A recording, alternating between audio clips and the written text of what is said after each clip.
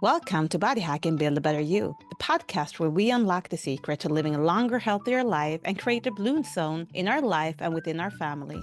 I'm your host, Michaela Morell, and I'm here to provide you with the tools and knowledge to empower you to build a better you, one essential building block at a time. Can you actually reverse aging? In this episode, I share my best body hacking strategies for looking and feeling younger than ever, with nutrition and all natural remedies. From building strong habits and muscles to balancing omega-3s, eating the right fats, optimizing collagen, and understanding insulin responses. I break down the ways to stay youthful from inside out. Plus, I reveal my personal skincare and nutrition routines that have helped me turn back the clock. Ready to age in reverse? Let's go! I want to remind you that this podcast is for educational and entertainment purposes only. Read the disclaimer in the show notes, and I want to remind you to always consult your healthcare provider if you plan to make any dietary changes. So, body hacking our age. Well, 5 years ago, I did some big changes to my regime in health. And it is fascinating now because looking back at pictures I posted in my Facebook group the other day, Omega-3 We Share Experiences, but I posted their pictures from 10 years ago, and I think it was around 5 or 6 years ago. And it's fascinating because I'm actually looking younger today than I did 10 years ago. I was, of course, a very typical parent to small children, very sleep deprived, and I was also struggling with so many health issues. If you want to listen to my health issues I was struggling with, you can go back to episode 1. But it's fascinating now to look at what have happened the past 5 years. I have changed a lot of things in my routine. Like I did do supplementation before. I did try to take care of my skin. I did do a lot of things, but as the years have passed, I've learned more and more information and I have changed different things into my regime. And if you know me, I like to go with all natural. I want to be able to use things that I find in my pantry. I want to stay off supplementation as much as possible, but I also understand when it is almost impossible to get enough through our diet and what we need to supplement with in order to achieve optimal levels of the vitamins, minerals, proteins, and fatty acids that we need. But the reason why I'm talking about this today is because yesterday I have played paddle lately. Like it was my third time playing paddle. And it was so funny because the people I ended up playing with, they were so happy that I was there. And after the game, they started talking with me and was like, "It's so good that you're here. You need to keep on playing. We need younger people here because the average age of people here is so old." And then they were looking at each other and was like, "Yeah, it's probably 35 to 40 years of age." And I was just starting laughing and say, "Well, I will not contributing to that age to go down." And they're like, "Really? How old are you?" I'm like, "I'm 38." So it was just so fun, but it also gives me happiness to see that people that doesn't know me at all, they see me, they see my skin, they see how my body is responding to the workouts I'm doing, because everything is habits. And if we want to look as young as possible, there is a couple of things that is crucial. And the number one thing I want to talk today about is muscles, because muscles is what you're going to struggle with the most as you're aging.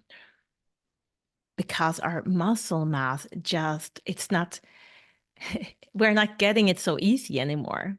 When we are young, we are building muscles, good.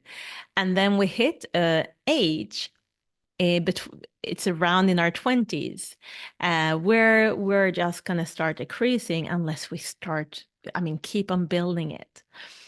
And it's actually that most people that dies when they're old, they die because the lack of muscles, because they fall, they break things, and their body is not doing good because their lack of muscle, so that because of that, it cannot move as much. Because of that, it can't have as good of detox effect, making our lymph move around by moving and making the air come in deep into our lungs. And there are so many things that goes to having a good physique that if you want to age gracefully, it is so important to keep your muscle mass. So you need to plan in to do enough of strength training, resistant training.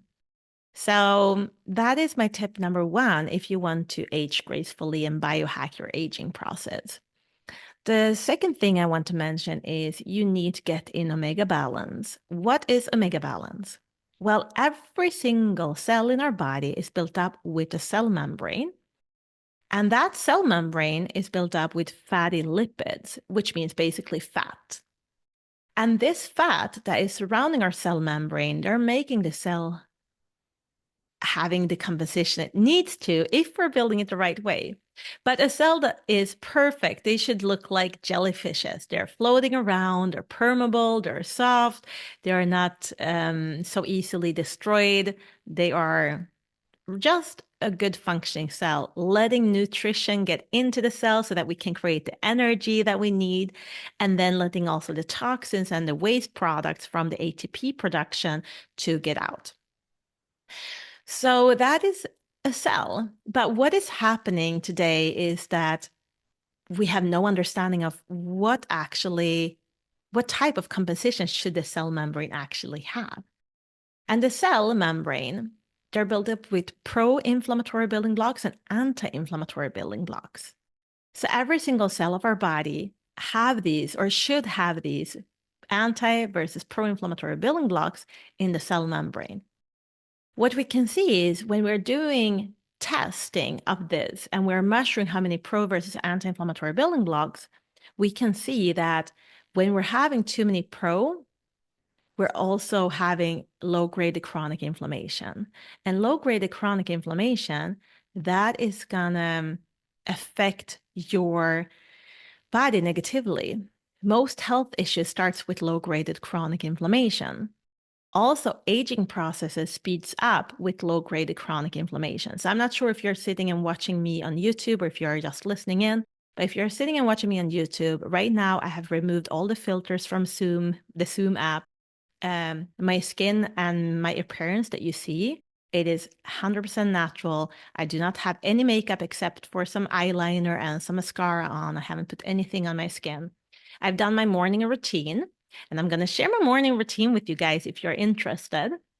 But that is all I've done to my face today because I wanted to record this with a natural face.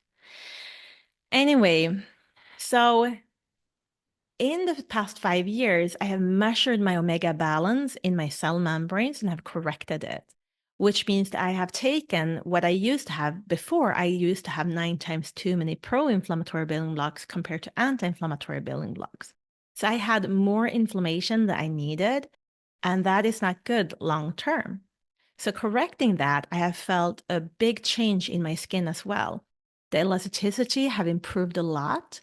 It have also made me not need as much moisturizer. I'm not feeling dry or flaky anywhere, and not anywhere on my body. And I have been living in Phoenix, Arizona, where it's desert and it's so dry, there is no humidity at all. And even after showering every day and being in the pool with the kids, I do not need to put on moisturizer after. And if I ever do that, I just use some extra virgin olive oil that is very rich in polyphenols. But that is the only thing I'm using on my skin, but I hardly never do it because I don't need it. My skin looks amazing. It feels soft, even with the dry weather and showering. So when that is something major I've done for my health that I can see a big improvement of, and also implementing a higher ratio of meat and fat on my plate. We need to have a lot of collagen. We need to have a lot of protein. We need to have a lot of fats from the animal kingdom. If we want to age gracefully, of course, you can probably age gracefully another way too. I just know that this is really, really, it just works. It works really good if we're wanting to have a youthful appearance, because in our cells, we also have proteins that builds up the cells. We also have cholesterol that are building up our cells, and we need that. We also are in need of collagen to have our skin not lose the elasticity. We are actually Collagen is something we're producing naturally when we are younger, but about age 21, we're decreasing that collagen levels. So if we're not able to produce it, and if we want to look youthful, we need to get it through our diet. And some people also like to supplement with it. I have started supplementing with a very high grade collagen, that is collagen 1 and 3. But it's also added a bunch of other really good nutrients with it that helps boost the collagen so it just functions even better. So I would love for you guys to keep on following my journey. I have just changed out my collagen supplementation. And look back 5 years from now, you can see my YouTube channel and you can see how my aging is going if you're listening to this podcast episode 5 years into the future. But I really, really live the way I'm preaching. And I am very against things that are not natural. I don't want to put toxins into my body. So, and I also would love to encourage women that we don't need it. We don't need the shots. We don't need it if we're doing it the right way. Of course, if you're cheating with eating fried food every week, and if you're cheating with other things, of course, you might need it. But there are ways where we can stay youthful, all natural. And that is what I want to stand for. And that's what I want to encourage people to aim for. Plus, there are so many pretty people out there that are aging so gracefully, that are, can I use the word hot? So I'm not afraid of the aging process, because as long as you have a good attitude and you keep a smile on your face, and those lines are from happy, smiling, smiling wrinkles versus bitter and sad wrinkles, you're going to be able to be contagious and having that energy that people are attracted to anyway. And that is what makes people beautiful, I feel like. There are so many people, no, regardless of their age, that is just super pretty people. Anyway, so if we want to body hack our aging process, we need to have the workouts, the resistant training, building muscles. Of course, it's good with some cardio, but we don't have to overdo cardio. But doing some walks, and especially brisk walks where we're getting lots of energy flowing around our body, that is really good. And then our omega levels in our cells are super important. And then understand insulin resistance and understand how our body's reacting, especially women, how our body's reacting to sugar spikes, and try to avoid them as much as possible. Because when we are eating a diet that is filled with carbs, those carbs are gonna be the reason why we start developing a bunch of cellulite. So I also want you to understand that if we want to look fit, our fitness level is about 90% nutrition and 10% workout. That is how we're looking. Of course, you will have a stronger body, you will have be able to run far if you do 90% workout. But if you're still only eating crap, your body will not look amazing. You can be strong, but it will not look amazing, will not feel amazing. So in order for us to have a body that looks fit, that is also healthy and not just looking fit, we need to think of our health as 90% nutrition, 10% of the workout and activity levels. And a lot of people are frustrated when they're trying to lose weight, for example, because they think that as long as I'm going to go to the gym 5 days a week or 7 days a week, I'm going to start seeing results. And yes, you will see some results, but you're not going to start slimming down unless you are understanding the nutritional part of it. And a lot of people are under eating. So we cannot be afraid of eating. We just have to choose the right things of eating. Because if we're not eating enough, the body will just go into a state of we're starving, we cannot release any energy, we need to preserve it, and we need to store everything that comes into the mouth as fat. So we can have the extra fat there for the times that are ahead of us, because most likely it's even gonna get even worse before it gets better.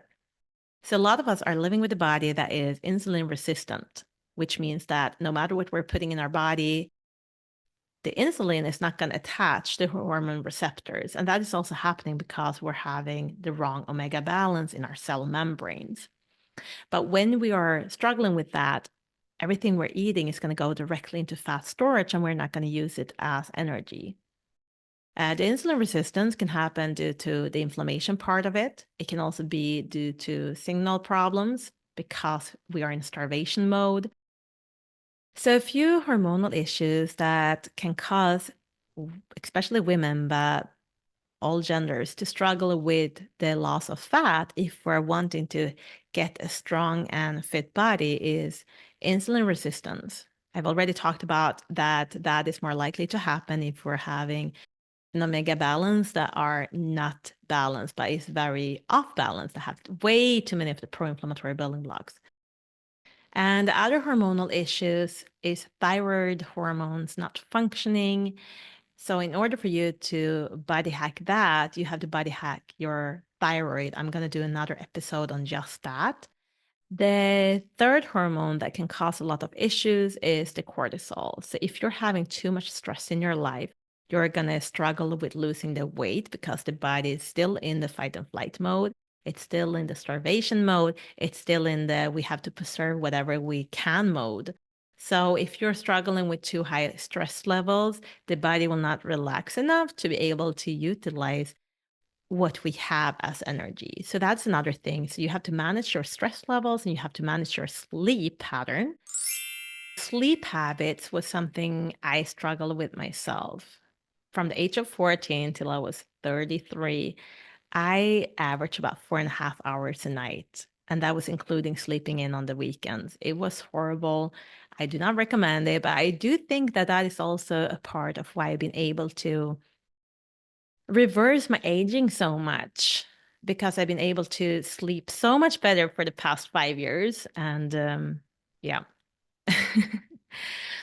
Estrogen imbalances can cause you also to struggle a lot with your hormonal levels. They can cause you to not lose the weight.